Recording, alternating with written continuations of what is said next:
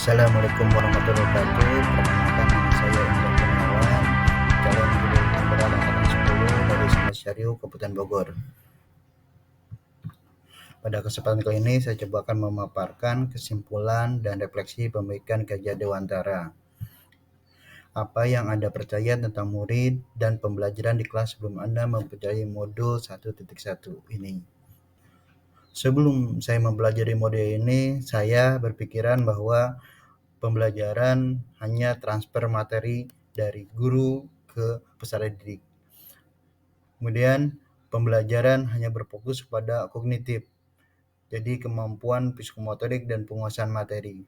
Kemudian keberhasilan pembelajaran berdasarkan evaluasi yang saya lakukan. Jadi ketika ada di bawah KKM atau di bawah standar, saya merasa gagal dan siswa tidak bisa mengikuti apa yang saya pelajarin. Kemudian murid sebagai objek pembelajar, di mana ketika saya sebelum mempelajari modul ini, saya beranggapan murid adalah kertas kosong yang siap diisi dan dilukis oleh pendidik. Kemudian mementingkan ketuntasan materi dibandingkan karakter pelajar. Jadi saya lebih mementingkan kompetensi inti apa atau kompetensi dasar apa yang telah tersampaikan tanpa memikirkan karakter siswa. Kemudian keberhasilan siswa, saya berpikir bahwa berdasarkan KKM, semakin banyak anak yang lulus KKM berarti pembelajaran saya di kelas menyatakan berhasil atau sukses. Apa yang berubah di pemikiran atau perilaku saya setelah mempelajari modul ini?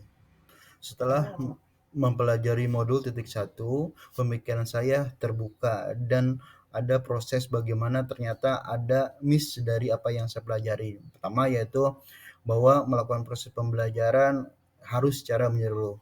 Sebelumnya saya berpikir pembelajaran hanya cukup dengan kognitif, psikomotorik, dan afektif saja. Ternyata ada aspek sosial yang lebih dari itu, yaitu menyeluruh, yaitu menyangkut tentang bagaimana religiusitas, budaya, dan sosial anak.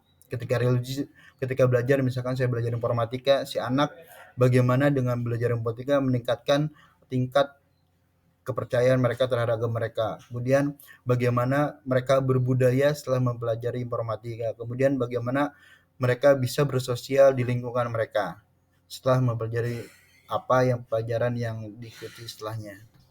Kemudian setelah saya mempelajari modul 1, ternyata murid sebagai subjek pembelajar, yang mana sebelumnya saya berpikir bahwa murid adalah objek. Ternyata itu salah, dan guru juga sebagai fasilitator pembelajar, yang mana peserta didik diberi kebebasan berekspresi dalam mengutarakan pemikiran mereka, menangkap ide-ide, mengupakan pendapat mereka dalam pembelajaran.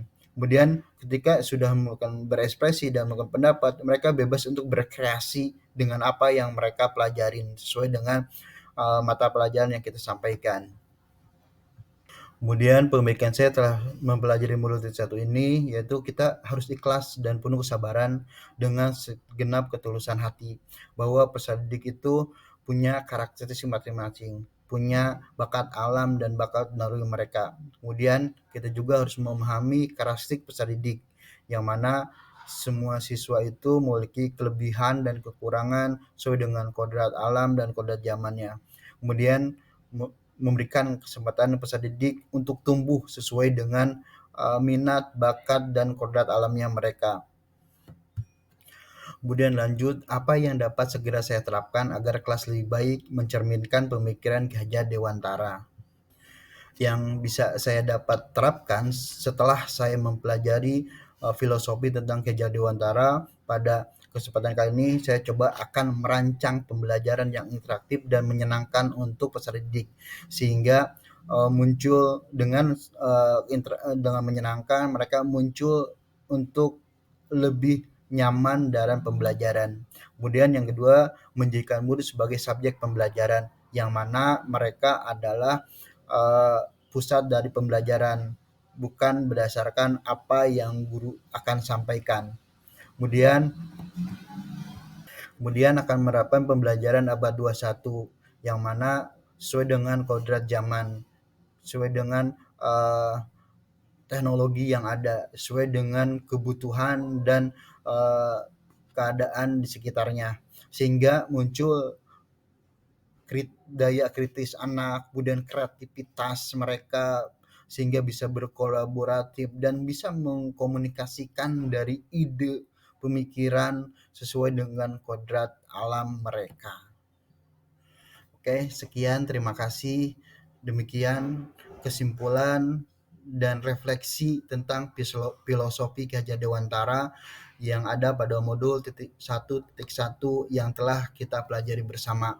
Wabillahi taufiq, wassalamualaikum warahmatullahi wabarakatuh.